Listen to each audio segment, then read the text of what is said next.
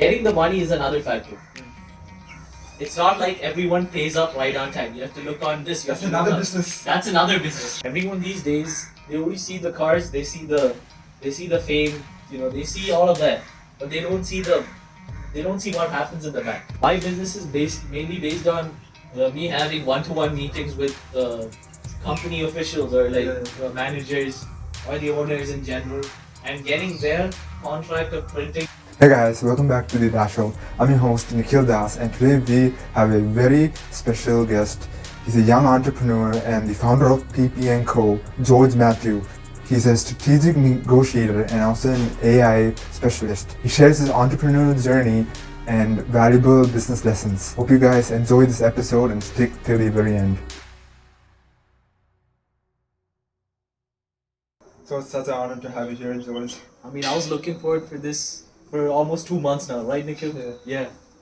So I've been wanting to ask you, what inspired you to start PP & Co, and how did the vision become a reality? I mean, it's an amazing question to start with.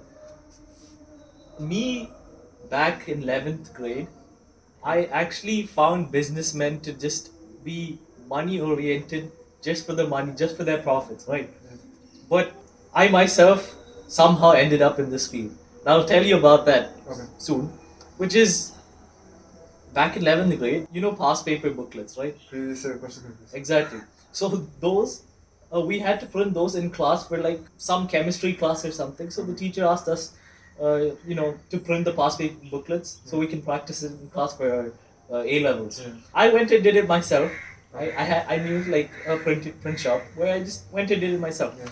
So I came back with the past paper booklet the next day to my class, and most of everybody in our class really didn't. And it's from there where it started, right? One of my friends, she just came up to me and asked, George, where do you get this and stuff like that? Yeah. George, could you do it for me? I was like, being a good friend, right? I went and did it. So I went, handed her the booklet. I mean, obviously back then I didn't charge any money because the business mindset wasn't like there, right? So I gave her the booklet. Then suddenly everyone from my class, they just came up to me asking, George, could you do the past paper booklet for me? George, could you do the past paper booklet for me? And so the business came to you? Yeah, the business came to me, exactly. And that's where it all started. So after I did her booklet, I started charging, money. I wouldn't say it because they'll be watching the podcast. So it started from there, and yeah, it moved on further, man. Like after 11th, 12th, I did the same thing, and I managed to make a decent amount of money. And that's where my journey... How do you manage both studies in this business? I mean, in terms of managing both, there was nothing really to manage because I outsourced every single thing, right? I just went to I had like an exclusive outsourced deal with another print shop where they provided me this as long as I got them their business. Okay. So that's where it all started, and all I had to do was I had to send PDF files to this printer, and the printer would soon get the PDF file okay, and he would be like, okay, Monet, done, right? And I would go pick it up. I would just pick it up, right? I was a lazy entrepreneur, I would say, starting it up. Very lazy. I used to go through auto just to get the booklets off. And yeah, that's when it all started. It was just another way to make some extra money while, I'm still in 11th or 12th. Then how did you continue this and develop the business like how you're right now? Right. So that required a bit more effort from my end. Right after I joined 12th grade, right? I already planned it all out, how I would pitch this to the... So what is your mindset that time? Because there's many young entrepreneurs watching, so I think they need that advice. I mean, in terms of mindset back then in the day, I never really had a huge passion towards business. But I think during those 11th, 12th grade, I developed those through the journey. It was nothing immediate. It was nothing like one day I woke up or I was dreaming of becoming a businessman since I was in LKG or whatever, right? It just happened through the journey process. But when I was in 10th grade, inside I was before 18 years old, I have to start making money some way or the other. Okay. I had that in mind. Never really I'll do business or I'll do that or I'll do this. basically the universe manifested this passion in you. I would say that the vision really plays a really important part when you do a business. Because when you just do something out of randomly, it just doesn't work out, man. Yeah, it's like it never works out because you don't have a plan, you don't have a strategy to go towards it. Yeah. Yeah, and I think, in terms of vision, that's how it is, man. Yeah. So I also want to ask about many businesses. People see from the outside that the money, the fame, the girlfriends, but people don't see the pain, the problems, the difficulties. So what did you have to go through? I mean, indeed, very good question. Very good question. Because everyone these days, they only see the cars, they see the fame, they see all of that, but they don't see what happens in the back, right? So when you get into business, you're getting into something which is way harder than getting into a 9 to 5 job, right? So you're doing more work, more stress, and your money's at risk. Because anything you do wrong affects your money, right? It comes out of your pocket. When you're in a company, when you're working, you do your work, whether you do it right or wrong, the businessman, he has to suffer your consequences. They get the money last, right? They get the money last. That's what everyone fails to understand, is that even after these days, in a market like Kerala, getting the money is another factor. It's not like everyone pays up right on time. You have to look on this. That's another business. That's another business. That's another business, calling them up. Oh, what about my money? What about this? What about that? It's not as easy as everyone thinks, right? It's very hard. Besides the fame, besides the car, all good, everything on the outside world. But what really happens in the inside world is much more stressful, critical, and analytical. Yeah. And I also want to ask, how's this compared to the online one? Online is more trending now, right? Yeah. I mean, online businesses are more trending. I'm not much knowledgeable about that on that factor because they're printing need.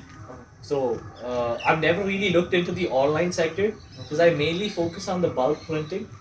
Although I do individuals, but only very limited. I'll only take it if I got nothing else going on in the background, or if I have very less going on. So yeah, the online sector, I'm not so knowledgeable on that factor, but I've seen a lot of businesses grow. Like you've seen, I mean, there are very big businesses as well, which have emerged during the years. Yeah. So at 19 years old, how do you manage to identify and connect with the manufacturer for like eco-friendly paper company, and especially in a market like Kochi, where one or two suppliers are only there? When I approached, do you know Charter School? I think heard of it. Charter School, it's near Kakinad area. Yeah. So they're a school which only focuses on like recycled bricks. Wanted to make recycled notebooks for their company, for their school, right? So I approached them, and that's when they asked me for the requirement, right? So for this purpose alone, I did my own research, and I had called many suppliers I know in Kochi to know where I get this. I at least made, Nikhil, at least 200 calls just to know where this is. And most people don't know this right behind the scenes. Yeah, exactly. Yeah, 200 calls approximately. Yeah, I called every print shop, printing paper company, paper this, paper that. Every company in Kochi, I called them up. All right, all of them did not have this. None of them had it. All right, and if they did have it, it was for an insanely large amount. So what did I do? So I did my research, and I found out there's this manufacturer in Coimbatore. All right. So one day I just decided I'll go to Coimbatore, find the supplier, find the rates, find everything, and come back. So one of my friend and I, we booked the tickets for Coimbatore. We decided we'll go in the morning, come back at the night bus, right? So we went there. We got outside of Coimbatore, and we searched this manufacturer up in Google. Yeah. And you get the directions to reach the place. Yeah. So we went there. When we went there, it was just a bunch of houses here, left and right. Right? I was totally, disappointed because I thought there was gonna be a manufacturing unit there.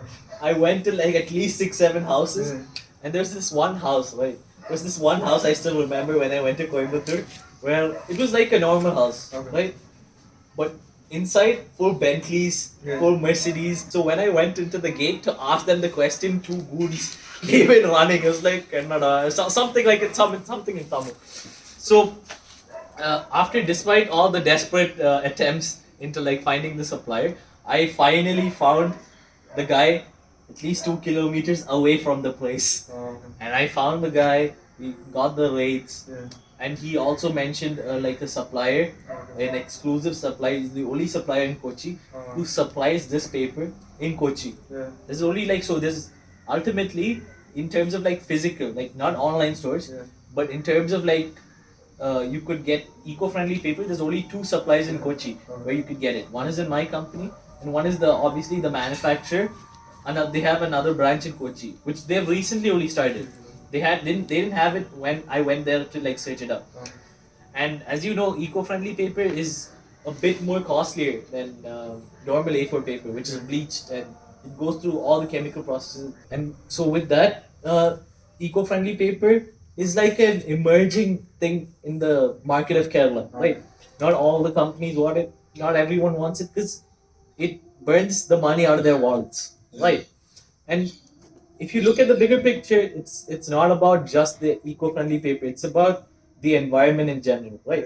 We cut down trees, we do this and that. Global warming and all that. Exactly. I mean, and as humans, we're just hosts in this country. We cannot do anything to not do anything bad in this world, right?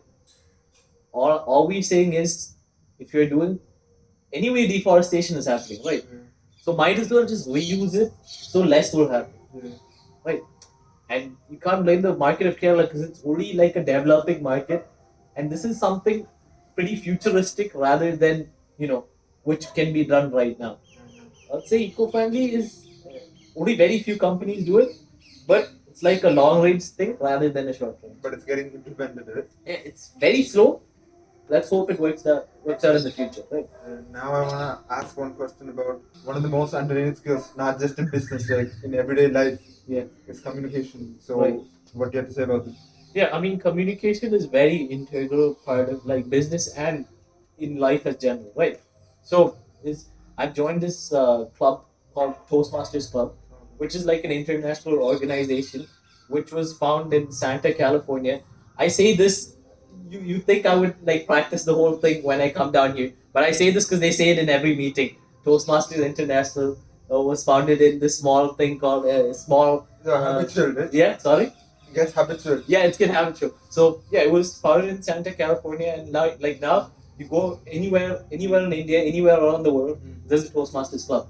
So in Toastmasters Club, what they basically do is, you could be like the worst speaker out in Kochi, right? You go there, you do all the projects, you do all the public speaking things you're required to do in a consistent manner throughout, every week or whatever. You do that, and your speaking abilities change.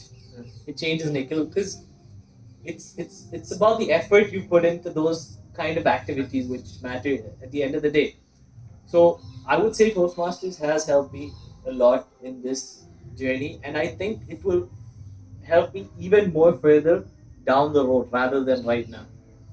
So yeah, communication is obviously an integral part. I'm gonna say that I think you're gonna keep growing and continue because of the communication and also the way you're working. And I just wanna ask you one last question for the young entrepreneurs out there. Of course. What's your special advice for them? I mean, in terms of advice, I would say you would think, especially being in a market like Kerala, you would think you gotta be old enough to this certain age or like something like that to be an entrepreneur. Right?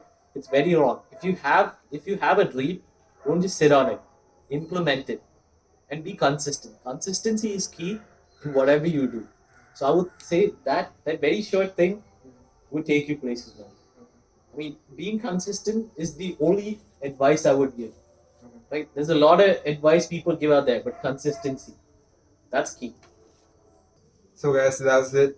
We reached the end of the episode, and it's been 2 months we're planning this, right? Yeah, man. I want to apologize in advance because it's I've been like prolonging it. You like once you call me, something or the other shows up, man. Yes. But thanks for having me here, man. It was an honor. It's such a great time too. Of course, man. Always. And I want to say, please do check out PP & Co. And there are some great products out there. And that's it, guys. With that being said, guys, please like, share, and subscribe to Nikhil Das. Bye, guys. Bye.